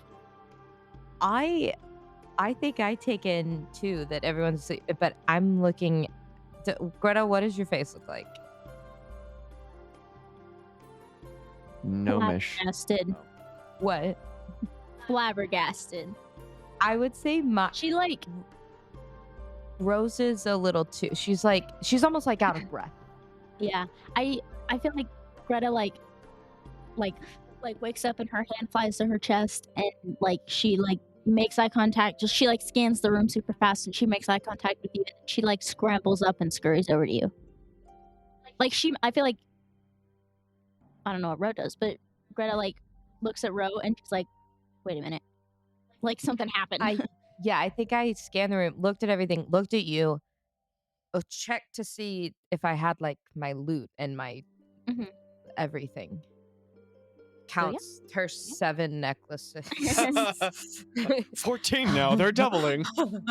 Every round of combat, soon enough you'll die. Just row on the ground. Help me! There's 643 necklaces. Weight gets Is too that a- heavy. Is that divisible by 7? I will fight Did you say is death divisible by 7? Show is. Okay, fine. 490 necklaces. Anyway, the DM casts anyway on the group. It is not. You want to pick this fight?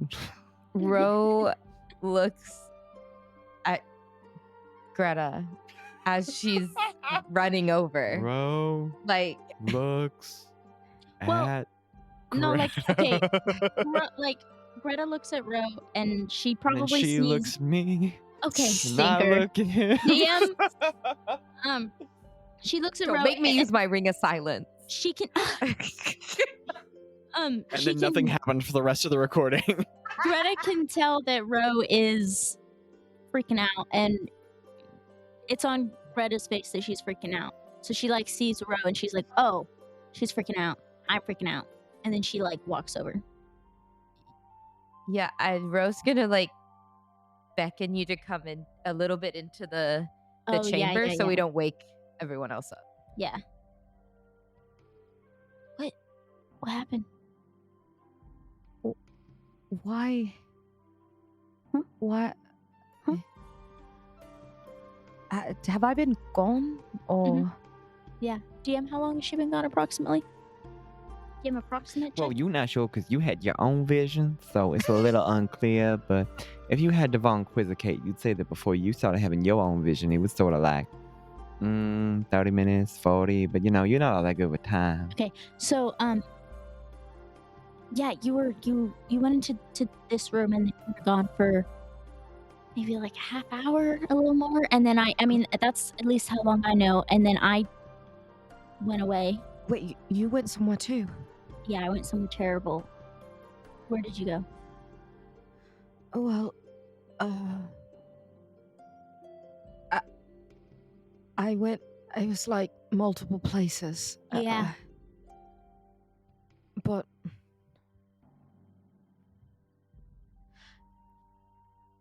Greta, I saw her. Saloon? Yeah. Wow. Like- What happened? Like I've heard her voice, but I've never. You met her? Did y'all talk? Yeah.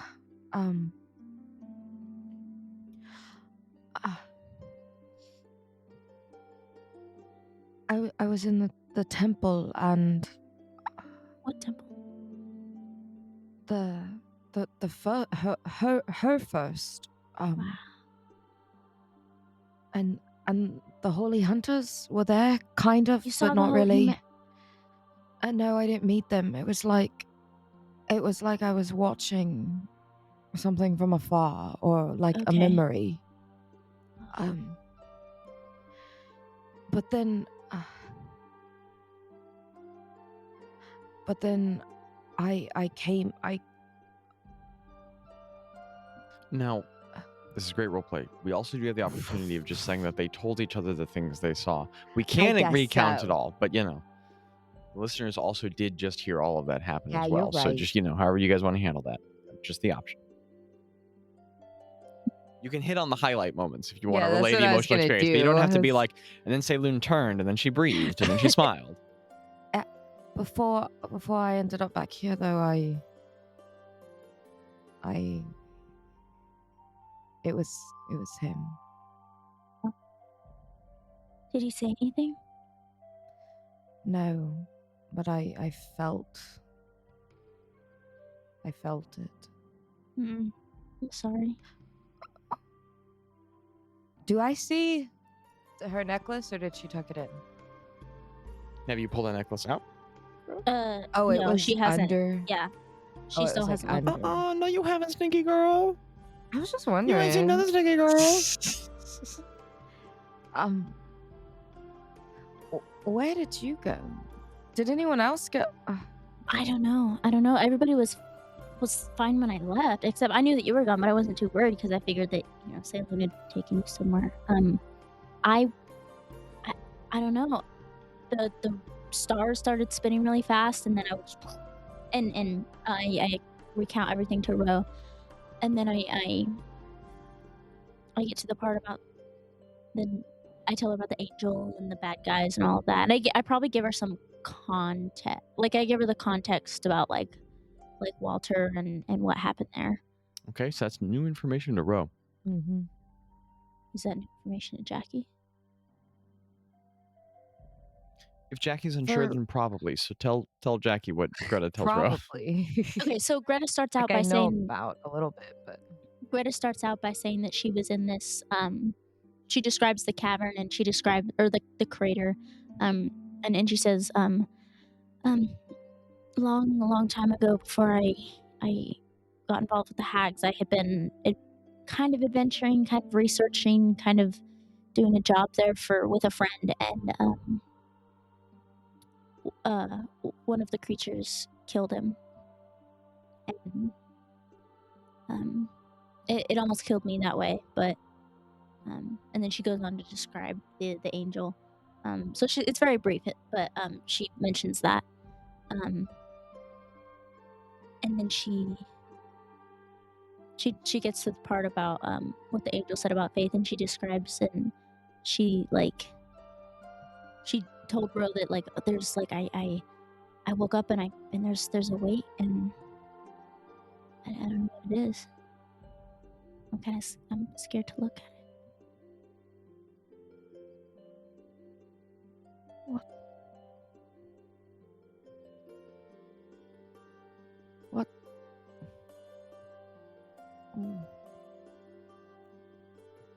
does that mean? What are, I guess, why?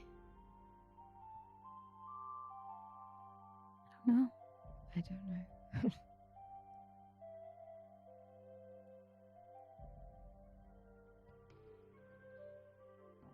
Does she want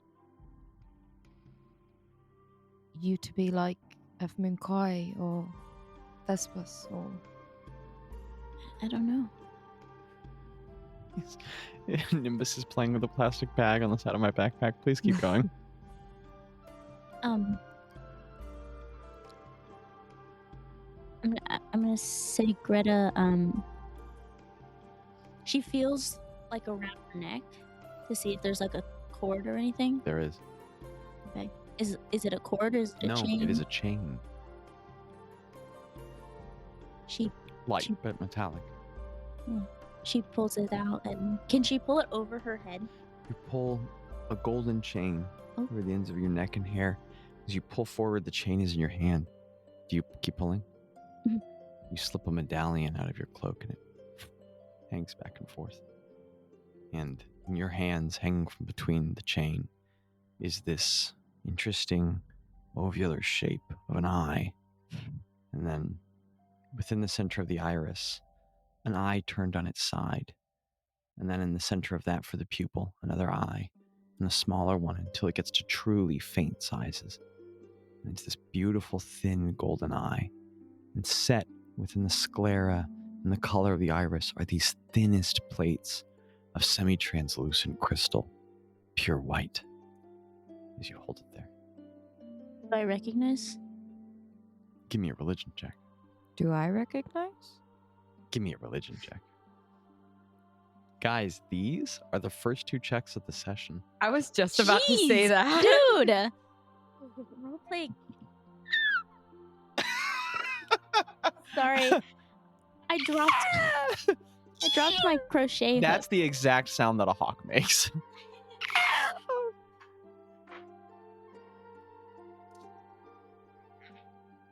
Oh, okay. I assume that was a triumph noise. That's the other sound. that the What'd you hawk get on your makes. roll? I assume it wasn't 91.857. That's I what I just saw got on Google. a 31. Oh, is that a gnat? No, it was a 19. Dang. So mad if Ro beats me on this religion check. I'm sorry. Greta's like, I don't know what it is, and Ro's like, oh, I gotcha, which would be really kind of cool. But... I mean, Ro's highest proficiency is religion, so. I'm gonna use my inspiration. Do it. Actually, no. Do it. Because it's a do it.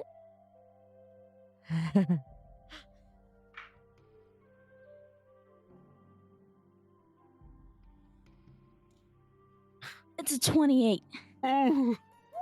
Let's go. Both of you guys at once? Oh, that's a symbol of Ayun. How you spell that? I-O-U-N. Ayun. Ro, you know this to be the goddess of wisdom and knowledge, known as the knowing lady. So, Gretta? No. Like, it's me! It's me. Then she Hi. turns She into pulls a out the bit medallion, it's I'm an the problem, angel. it's me. She pulls out the medallion, it's like a little fungus. Honestly, if Greta was a goddess, that would be her symbol. Be like fungus growing out of a sandwich. What was Jackie, she that was a known as phenomenal again? joke. What was she known as again? The knowing lady. So, Ro, I'm gonna say Greta recognizes it instantly, and she just like looks up at you, and there's just like happy, like there's like immediately tears in her eyes, but they're like very happy tears that she's just beaming. You don't know if you've ever seen her. You've only seen her smile like this, like hanging upside down from a rock when she's cast spider climb and she was like climbing around, you know? Or when she was like splashing in a river with like Tello and Craig or You something. That spider climb reference, I want you to know, was all the way back to like that was like an episode 54 reference. Or something. That was incredible. I'm gonna say that at the moment you looked up, like I wanted to be like, because of our checks, Yeah, like they both look like up we at the both same looked time. up at the same time, and we're like what?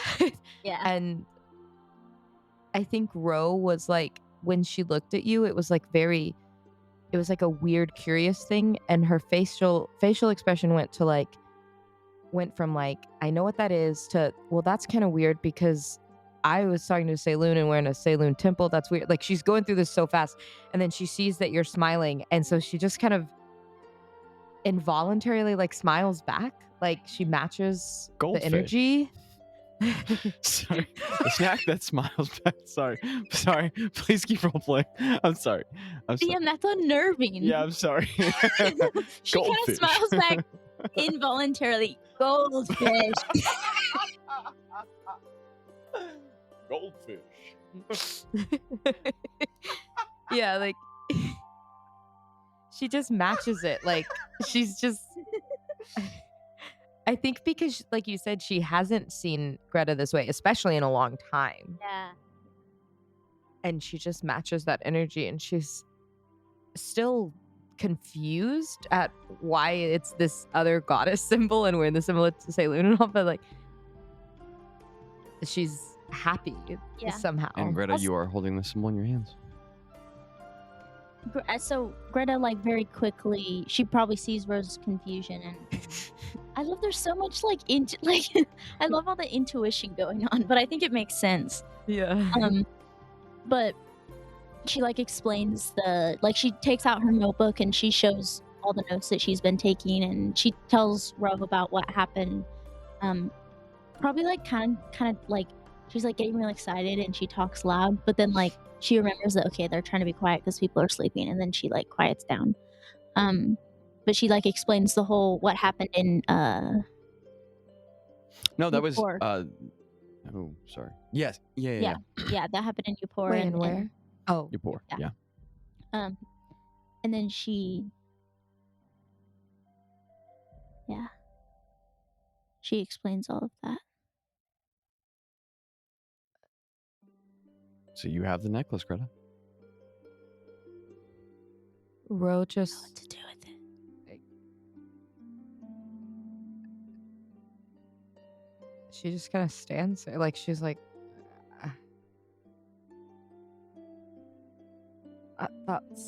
that's incredible.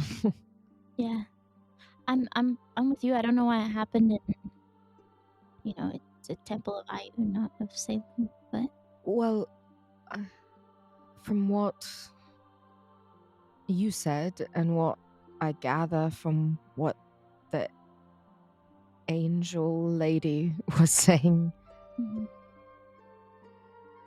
I don't know, maybe not only are all of us in this fight together, but maybe the deities have to be in the fight together to stop him. Yeah, I guess that makes sense. Greta, you feel a little different.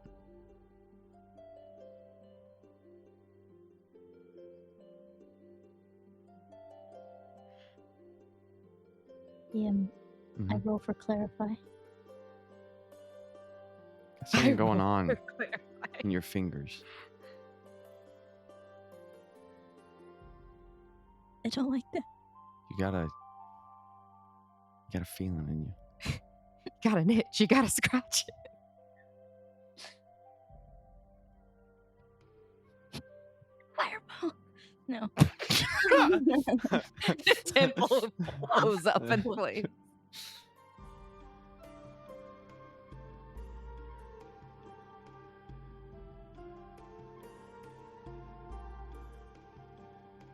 What are you doing, Greta?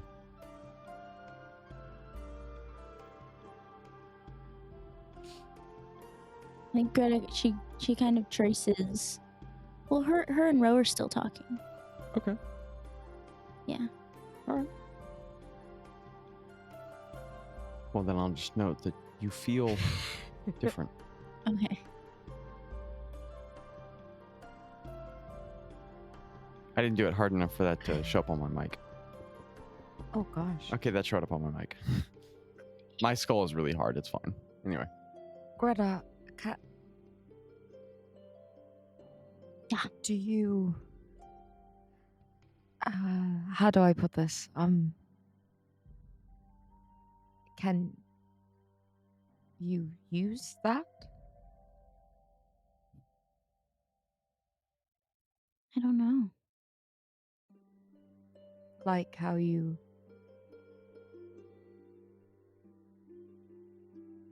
focused before. I don't know.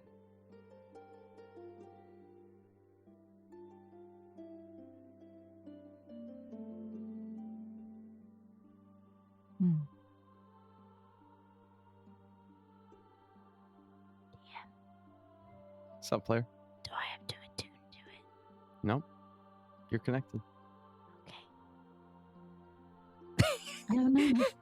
That was sorry. I'm laughing What are because you doing, Gretta? that was such a solid turn. Head turn. I'll say she takes it out and she kind of traces it with her fingers. As you trace the edges of the symbol with your fingers, they light up just a little bit, Whoa, that's tracing cool. behind your fingers. What color? Like a kind of like a pale white. And then traces of blue.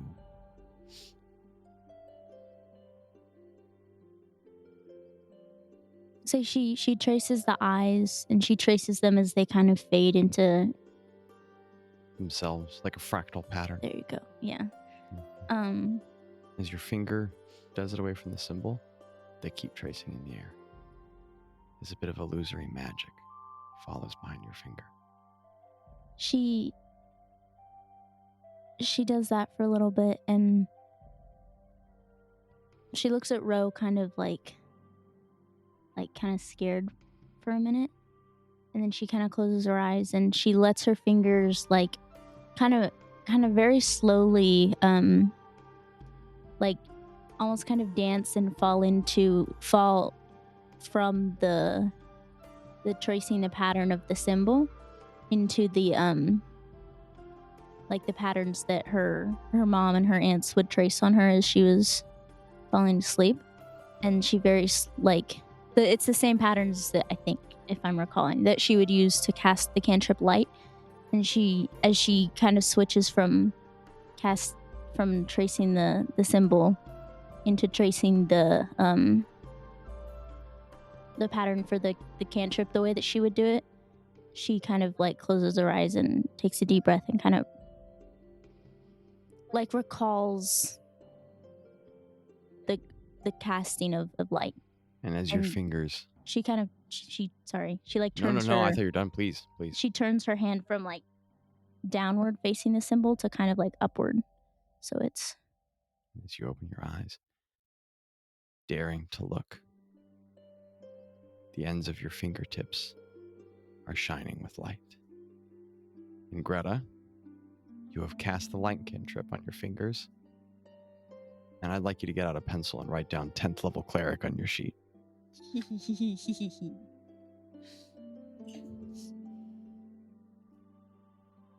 Write that in pen. Don't Yeah, let him sure. erase it Yeah, again. there you go. I No, mean, I'm just eventually I kidding. imagine you might want to change Yeah. that number. So I'm don't let me kidding. control it, but yeah. And Abby, you are a 10th level cleric again. Greta Well, you're a 10th level cleric for the first time. And we'll talk about that more over break.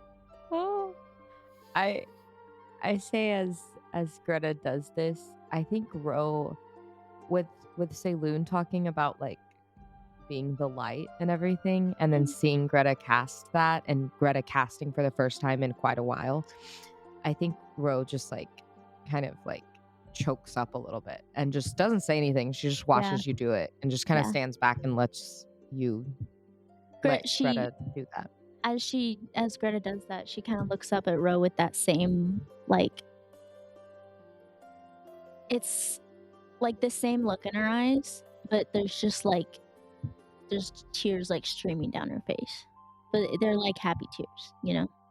Or maybe not even happy tears, maybe just like there's just so much like emotion. Same. Yeah. And that is where we'll end episode 90. 90, baby. 90, oh baby. Holy Hey, Bubble Bear. guacamole. You what? Yeah, I don't know. Listeners, you might be hearing this on Patreon. I don't know. Patreon's cool. I don't know. We don't have a lot to plug right now. Life is an incredible adventure. You're an important part of it. We'll see you next time. Skibbity-wop. Skibbity wop. Da. Ah.